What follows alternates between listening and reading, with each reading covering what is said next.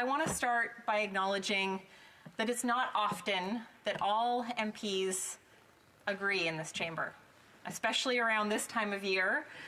Politics can be particularly divisive and partisan.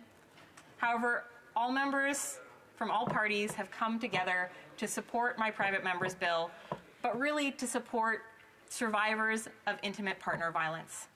And I want to extend my gratitude. I hope that we can all think of this bill as an example of the great things that we can accomplish when we reach across the aisle and collaborate, when we work together to put aside political differences, focusing on the needs of our constituents. We can change their lives for the better.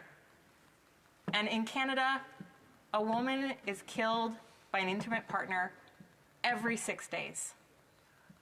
Let that sink in. Every 6 days, we lose a woman to intimate partner violence. And it disproportionately impacts Indigenous women. And we know that coercive control is one of the most common precursors to femicide, even when there have been no other instances of physical violence. I've spoken in the past about how coercive control has impacted my family, but I've also heard from hundreds of people across Canada who have written to me, met with me, spoken to me about how coercive control has impacted them either directly or through loved ones.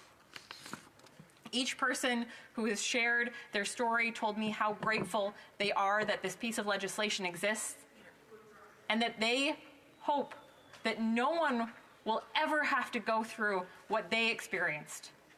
And while each story is unique, the pain is very similar. The pervasiveness of coercive control is all-encompassing, and the trauma is deeply rooted.